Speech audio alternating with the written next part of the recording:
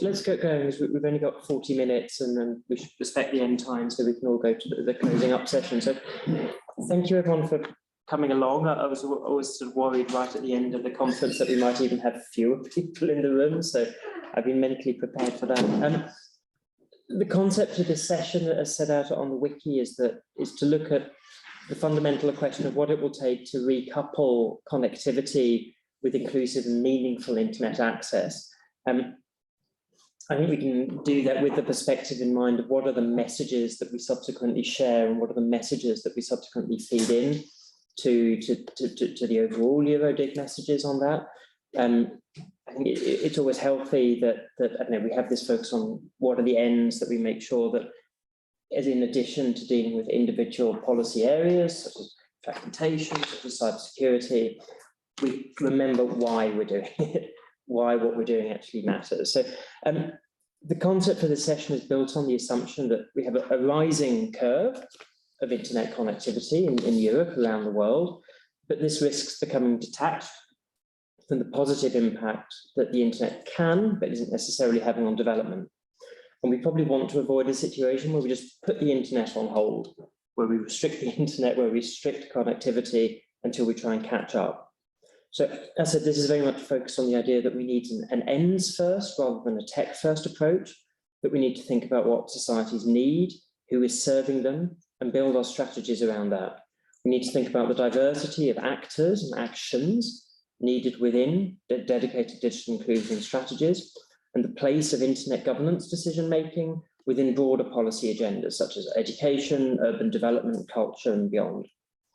So I hope what we can do here is to draw on everyone's experience, and I think we have few enough people to mean we really can hear from everyone. And of course, the lessons from the last 3 days here, to share reflections, ideas on what the components of a comprehensive and integrated approach to meaningful access could be. As you could imagine, I come from the International Federation of Library Associations. We do have a particular interest in what can we do to make the most of pre-existing multi-purpose centres like libraries. This point that's already picked up on the policy in the policy brief on the Global Digital Compact. So the idea is there, but unpacking it, explaining it, understanding what it actually means would be helpful. I think, yeah, so as I said, I'm conscious that a lot of the ideas and talking about meaningful connectivity and meaningful access, these are quite broad ideas, and I've not really tried to define them in my opening words. Fortunately, I've got a couple of people who I basically will ask to do that, and then I will open the floor, because I know it's useful that we do agree on our terms beforehand to actually understand where we're going. But as I said, then I think, as I said, we're a small enough group to make this into a proper discussion. So next to me, on the podium here, we have Nana Amayibo-Ado, who is an IGF Youth Ambassador, and she's also an Assistant Manager at the Ghanaian National Communications Authority.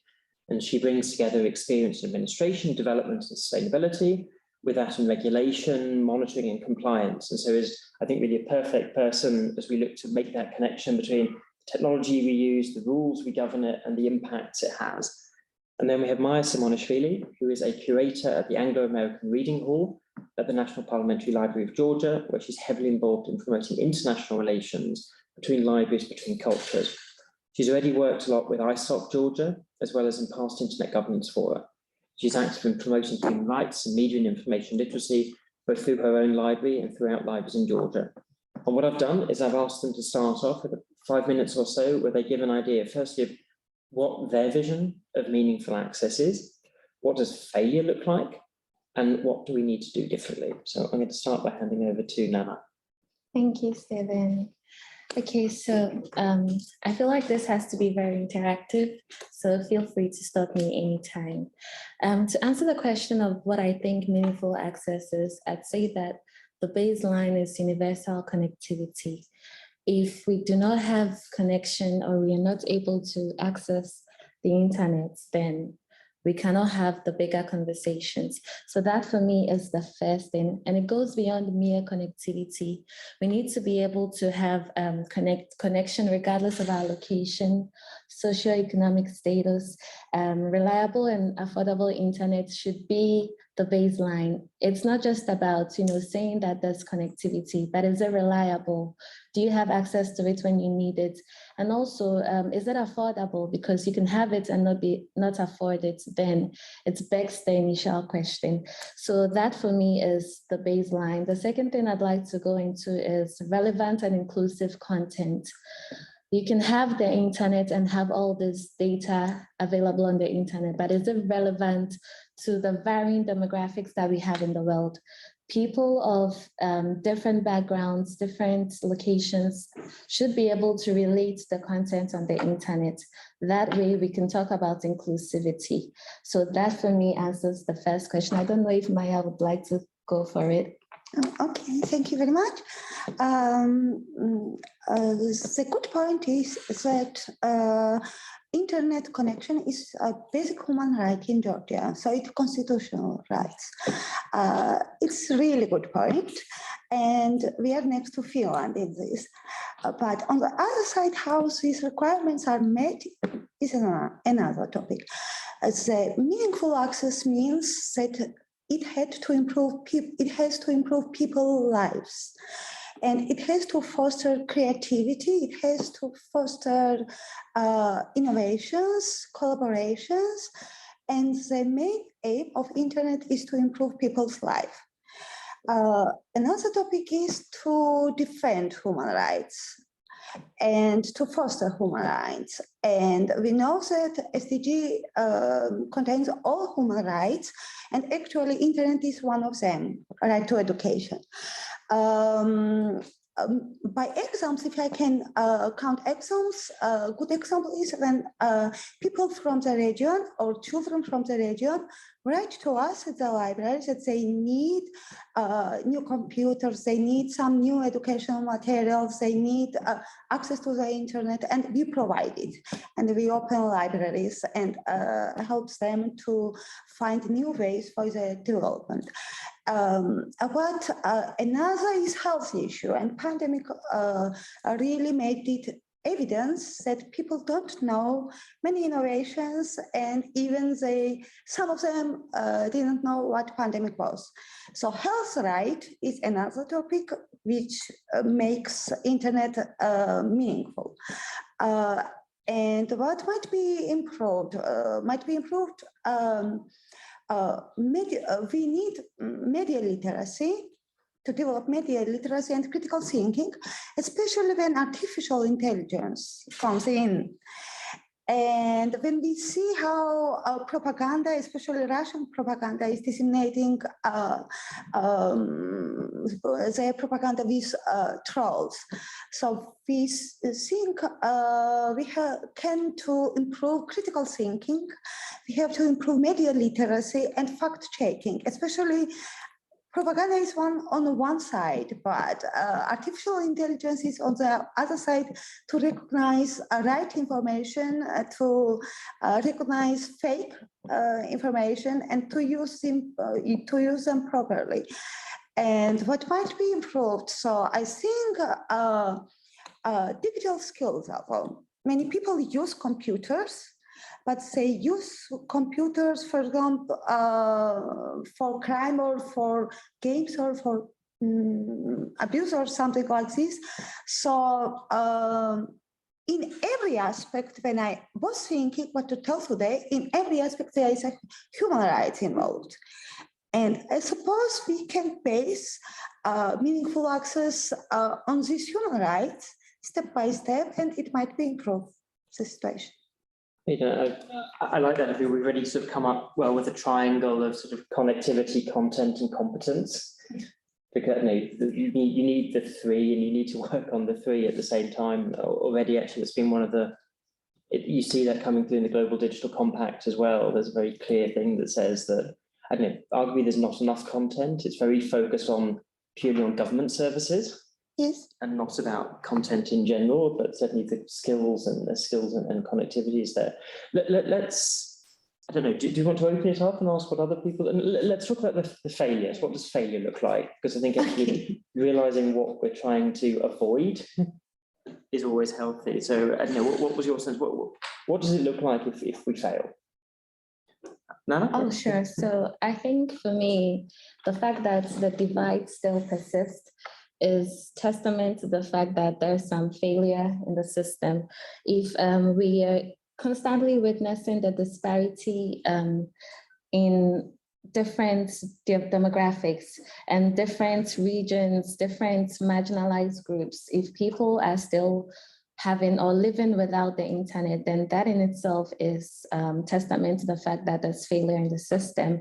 Also, if we're unable to prepare ahead of disasters, let's say the COVID-19 was a big factor to me. If you're unable to get together physically, then we should have a fail-proof system digitally that will keep us connected and not interrupt our day-to-day processes. So that for me was just like a test of all our digital solutions and the whole system in general. So that to me is what failure means. So, yes, so what's failing? So I begin out of this pandemic because compare scale of loss during the pandemic and what it made evident. So humanity in this century has won, definitely. But we saw at the beginning of pandemic, we saw that governments very often were confused. And where internet helped was that people were teaching each other how to defend themselves, how to prevent themselves, and it was also a win. Loss and fail is when internet puts in danger people's lives. So main point is right to live, of course.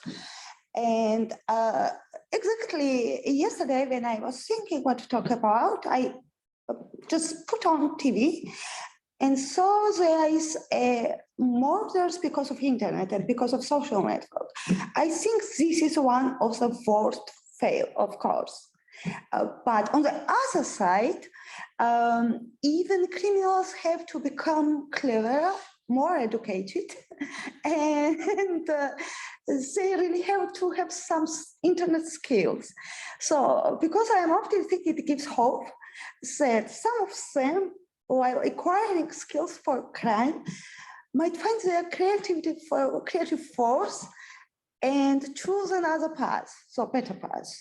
So I really have hope in this century. And if we imagine what would be pandemic without internet, we would be able to imagine what was happening in the Middle Ages, actually, and why in fairy tale cities were sleeping. So I really discovered that it was a pandemic. And the main question is, are you happier to be here today? If the answer is yes, it means that the internet does its best. And we have to find some solutions, of course.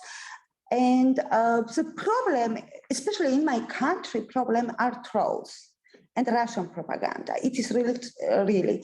And how make these trolls realize that the internet might be used for better things and for their professional development, because some of them think it is their profession and it's their work.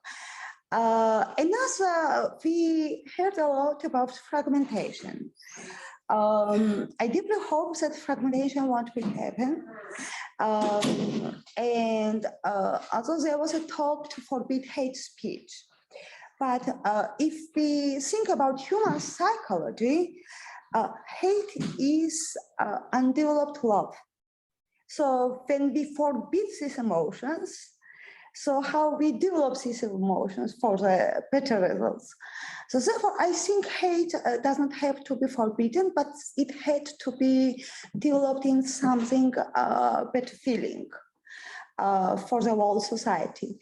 Another issue is privacy problem. And actually, we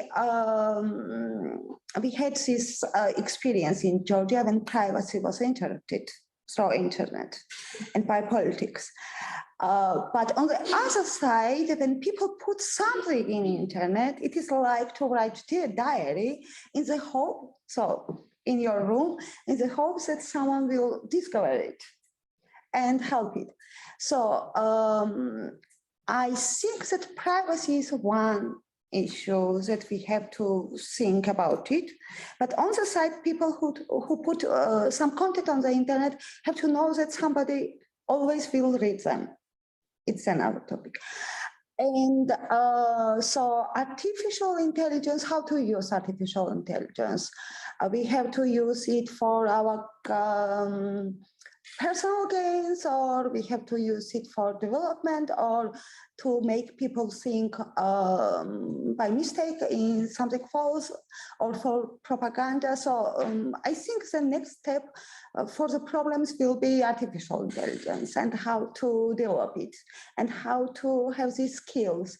Especially many people don't have skills how to use them and how to create them. I think that brings us back nicely to the point that you were making at the beginning about the risk that failure is when people are not sufficiently literate, and using the word literacy in the broad sense. So not just with text, but the ability to interact, to produce, to engage, to understand. And that there's two ways that we can go. There's perhaps the naive way that assumes that everyone will naturally be okay with things. And then there's a more constructive way. I think it's very interesting coming out of what you were saying, Nan, about the example of the pandemic having been a failure, because there was this potential. Yes. It was, and in some parts of the world that tended to be richer and so it tended to be richer, it was possible to use the internet. Yeah.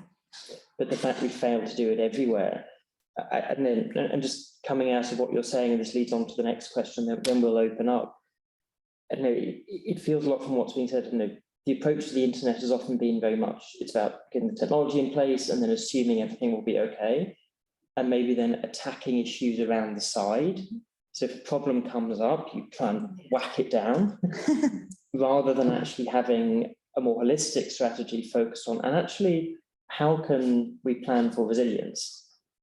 And how can we plan for human rights, and actually trying to build around the goals we want to achieve, rather than around the problems we want to avoid. And I'm just trying to sort of put things up. But then I think I want to get on to the third question, because I also want to open up that if you were to prioritize what needs to change, and there's one or two ideas, and then we'll open up. Okay, so for me, I think I'd like to start by saying that we need to emphasize on holistic approaches, because rather than solely focusing on traditional metrics like connectivity rates, we could have localized content repositories, we can have community networks, we could have libraries as ways to also support the internet conversation, as ways to support connectivity. So that for me is the main thing. And I think that this requires an interdisciplinary collaboration, especially since this is an IGF session. We need to talk about the fact that there has to be all the stakeholders on the table in order for this conversation to actually go beyond just the conversation and actually be able to put it into practical terms. So this also brings me to my second point, which is to foster collaboration and partnerships. We need to get everybody on board on this conversation. We need to go beyond just the European dialogue and look to the rest of the world, because at the end of the day, that is what the main conversation should be. The third thing would be to tailor solutions to relevant or to local context. In order for us to do better, in order for us to have the best forms of solutions, we need to be able to get across to different religions, different countries and communities, and also implement context-specific solutions or strategies that would account for cultural, linguistic, socioeconomic factors as well. So we need to support local initiatives. We need to empower local community-driven networks, and then I feel like this would collaboratively help us have meaningful access and inclusivity. Thank you. Thank you, fantastic. I can feel messages. Okay, I can add. If I am working from the library side, we have 20 million libraries in the world. So it is big tool, and libraries are the main place for democracy. Actually, why I choose in political turmoil to work in the library was because it is open for every parties, every political parties, every nationalities, every cultural backgrounds, and every orientation, everything. So in even more totalitarian countries, libraries are the most democratic places. And we have 20 million of them. So it means that it is already a good capacity to use them to democratize society. And it is a meeting point for every segment of people to decide what works the best. Without any conflict or without any hate discussion. And for example, here is sitting one person, Mr. Saturi, who helped us to open digital libraries in Georgian remote regions, border regions with Russians. And we can implement new programs in libraries. We can make surveys, of course, and study what needs are in society, what they need to develop. And then plan our new programs upon these requirements and make development available for all people. So new professions, it might be also digital education, it might be economical education, even mental education. We just founded as a mental hub in our library because pandemic showed that we need it. And so on, because when we have this tool, we can use them properly and in contemporary way. The problem with libraries, for example, are that they are seen as very, very conservative places. And conservative minds are very, sometimes not very, but sometimes difficult to change. And we have to modernize them and make it, create new programs according to the contemporary requirements. Fantastic. So I feel like I'm already getting ideas. Oh, hand up. Excellent. Please. I have a comment on, first of all, I'm seeing in co-internet society. I want to relate what you have said about AI challenges and libraries. You know, I'm a technical person, and what I hear is that at EuroDIG that we need to talk about technical literacy, talk about limitations on something, but I think we cannot deal with these great challenges of AI only technical methods. I see there an opportunity for renaissance of fundamental education, because we need to teach people about data provenance, kinesiology, hermeneutics, and I think that library could be a great place and a great instrument to do that. So I believe it would be challenging, but it also could be very beautiful to combine these modern challenges and something very fundamental, and to add something technical. It would be really. Thank you. And it had to add, you know, it is about humans. Some people get very robotized through internet, but the good side, if we think philosophically, the good side of the artificial intelligence is that at the end point, it will show us what it means to be human. Exactly. So I think every robotic side of humanity will take out. And so, I mean, just routine side might be in the positive thing, but maybe because I'm optimistic, I don't know. But I suppose that artificial intelligence will show us what we are, what humans are, and it will be some kind of discovery in the future. I cannot agree more. I hope so.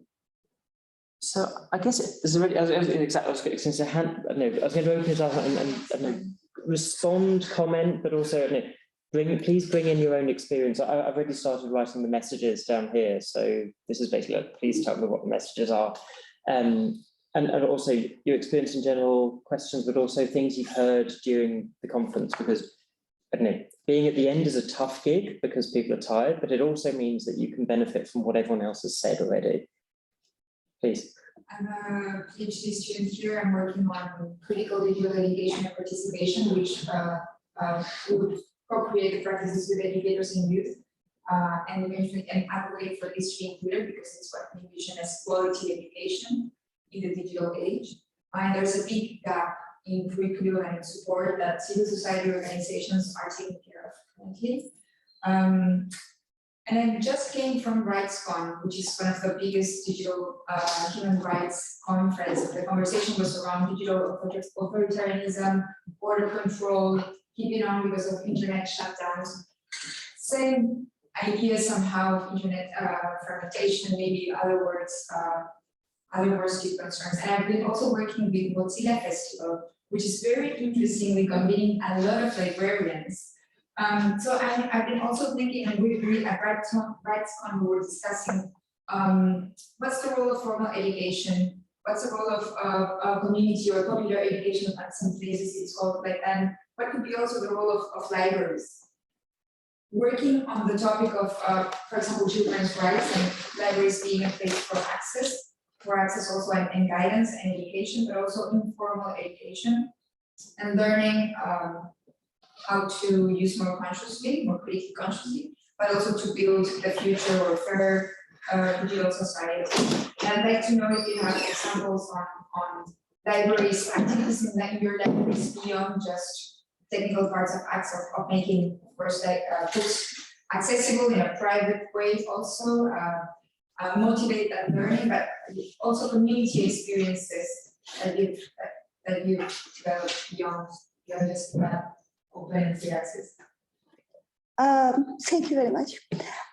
What digital world made, it made lifelong learning necessary. And almost every year, even in the pandemic, for example, me and many people feel the urgent need something new, to learn something new. And so this new age maybe, and pandemic also made evidence that some kind of formal education does not meet need of most population anymore. And does it improve lives? We just learn academic subjects, or does it have impact on our lives to become better and to develop it and to feel it in our lives? So I see that more and more people are taking informal education or additional education or online education because they all of them need to renew their work knowledge. And I think it is one issue. Yeah, of course, it is one topic of it. Yes, so I'll address this from the perspective of an African who lives in Ghana. I think that just like she said, formal education meets a specific target, but it's not exhaustive of the whole learning process. That is why it's very important to push the agenda of, finding alternative means to get knowledge or to store knowledge. And that brings me to my previous topic or my previous subject on local repositories, because at the end of the day, we have this ongoing discussion of, let's say, internet shutdowns and all of that. But in the advent of that, we shouldn't have a total blackout where there's no way to perpetuate learning. So if there are these localized repositories, it will also feed into the conversation of having, I'm trying to find a better word, it will feed into the conversation of having a more exhaustive or a more inclusive means of gaining knowledge. So that is just my take on this, on your submission. Thank you. And if I add internet blackout, it won't be easy. For example, governments are already afraid to shut down internet, because I definitely know that if in Georgia someone will shut down internet, there will be a revolution.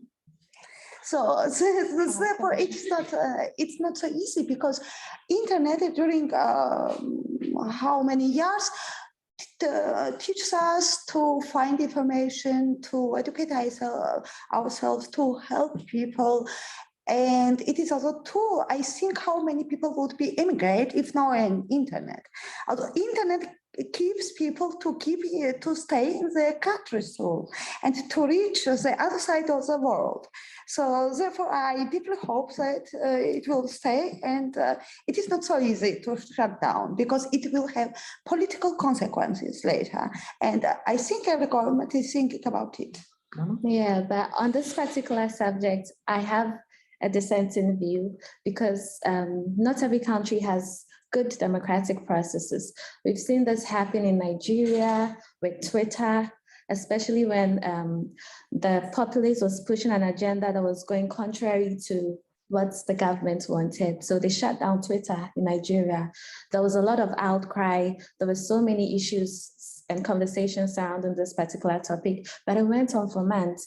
And I believe what recently happened in Iran with women's rights is testament of the fact that this is something, in as much as it's not the best, it's something that it goes against human rights. It still happens in certain parts of the world. So because it happens, we need to also factor the conversation around these things, however horrible they may be.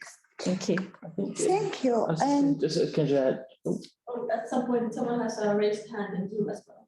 I didn't even know where there's a link. Okay. I was just going to add in very quickly on the point about critical digital literacy, which I think is a really interesting point. Within their institutions, so the point of school libraries for years has been to allow people access to material outside of what's been put in the textbook. So there's always been this concept of the library as a place where you are exposed to a wider range of views, some of which may be uncomfortable, may be different, may be challenging. And so there is that experience over time, but how do you deal with the fact that there's this diversity of views and material outside of the textbook? Obviously, the internet is a quantitative shift. It's a way bigger thing, but some of the concepts in there are still valuable. I don't know, that's at the theoretical level. I think what we see in practice, in particular, where you have libraries that have a sense of agency and understanding, is there's a real flourishing of experience and experiments and efforts to actually provide that. So, for example, in Toronto, we have libraries that are running courses about internet governance for users, so that people can actually try and understand, well, you have a law coming up about trying to tax Google for including little bits of news, or you have a law about privacy, you have a law about that, but actually giving people the tools to understand what's going on and understand them and see that these actually are significant democratic issues. They're not just purely technical ones. There's a lot of work about applied digital literacy, if you can use the term. So how do you actually use the internet to engage in an electoral discussion, to engage in democracy? How do you use it to achieve other things? And so there's a lot there, but of course, because it's non-formal, informal, it's difficult to map it in the same way as you would a curriculum in a school. So it's happening. It's probably not happening as much as it should. It's probably not happening as universally as it should, but it is happening. Should we have the online question? As we've only got 7 minutes. Hi there. I hope you can hear me. We can. Perfect. Thanks for giving me the floor. I just wanted to maybe cover something. So in my own personal experience, when I was learning how to code and to up my technical literacy, I found it very hard to gain the knowledge and access to certain things online without paying for it. And it proves very costly. So for example, there's platforms like CBT Nuggets, where you can pay a certain subscription price to access video content and live testing environments where you can test out your knowledge. I think it's good that we're touching on libraries, because if libraries can modernize to gain access to the books that you'd need to further the knowledge based on these video courses. But I think gaining access to this online content, should the governments help people gain access to this who don't have the money to be able to pay for these platforms, these learning platforms? Views? Platforms? Of course, although it is about digital platforms to make books. Should government support so that money is not, so that there are no financial barriers in order to access platforms to develop skills? Yes, because our government, for example, pays to a library to make some books accessible and to make open access. Although that's why open access exists, and that is why government bodies sign the contracts to make it accessible. And of course, actually, you know, on the one side, we have authors who need salaries while writing books and their rights to be defended. On the other side, we have people who need new knowledge and who need access to this knowledge. And the main good point of the internet is it is narrowing social gap. So one of the best point of the internet and why it is used is to make this social gap narrow and to make understandable what we are talking about. For example, when someone is talking from the USA to me about the subject, because I have internet and I have the skill to find information, I understand what I am talking about, what we are talking about.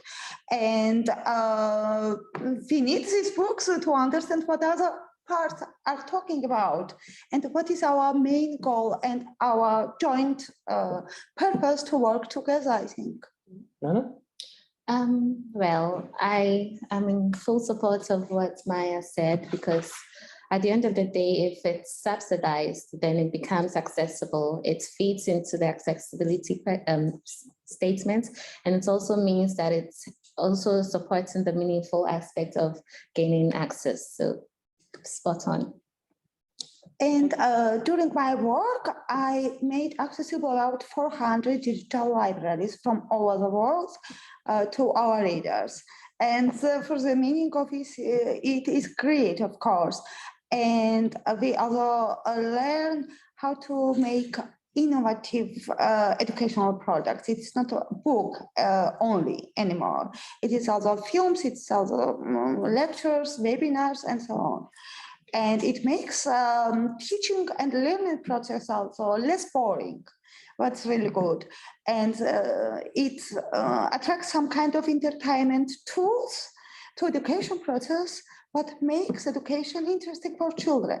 Great. I think we've got 3 minutes left on the time. I want to give one more question and then I'll wrap up. Yes, thank you. Well, first, thank you for such a comprehensive introduction. And I had a question more related to what you mentioned before about this triangle of connectivity, contents, and building competences. So in this regard, I was wondering from your general experience, but also from the library experience, if you could share a little bit with us about what would be those best practices that have worked for you in terms of building that digital skills, digital competencies, and also the challenges, the main challenges that you observe in this term, or how do you think that we could best tackle them, taking into account that, of course, sometimes you're working with people who have different contexts, and also there's this intergenerational gap. So yeah, in your opinion, what would be the best strategies for that? Could you answer You have about 20 seconds each. Just to make it really short, I think based on my experience and my background, the major thing would be fueling the discussions. If we shut up, then nothing will change. So the fact that we keep, talking about these things, it's going to find its way to the people who can make the difference. And that's you and I, honestly, because it's supposed to be a unified activity. It's collaborative in its sense. So that for me is the major thing. 20 seconds up, so Maya. For libraries, what experience we have, we opened digital courses for the seniors who didn't know how to use computer, and it was in big demand. And the second, we are planning, pandemic stopped it for a while, but we are planning in the frame of SDG project, we are planning basic programming skills for underprivileged population. And it might be really helpful. And one, I was thinking when Nana was talking that maybe all countries have to write that internet is one of the constitutional rights for people. I don't know how many countries have these rights. Thank you. So, but it will be one message. Okay, 10 seconds. So that question was amazing because I've been studying in different countries in Europe, different library experiences and how it brings together people from different socioeconomic backgrounds, from different generations. And that is a particularly outstanding opportunity for learning and building more equitable societies. Great, so we're at the end of our time, so I'm just going to say what I've got written down as messages and you can come and grab my pen and scribble all over them if you disagree. So firstly, that coming out that we need a connectivity plus approach that focuses not just on connectivity, but also content and competencies, and the importance of local repositories driven through local community networks is there. That we need to keep a focus on what makes lives better, that we need a proactive agenda in order to make sure we're not missing opportunities, that we're not trying to just address problems when they come up, but pursue solutions from the beginning. That in order to do this, we need to foster collaboration and partnerships. We need to really focus on engagement, and that while this is ambitious, it's also essential, because otherwise we're not hitting our goals. And that I was going to say, and yeah, libraries are great, but I have to say that because it's my job. But I think also that idea of finding effective ways of sharing those practical experiences, because I don't know, it's that William Gibson quote about the future is here, it's just not evenly distributed. I don't know, good practice is there, it's not just evenly distributed, to misquote. I think those are my messages. So with that, thank you very much to Nana, to Maya, to everybody, with 2 minutes later.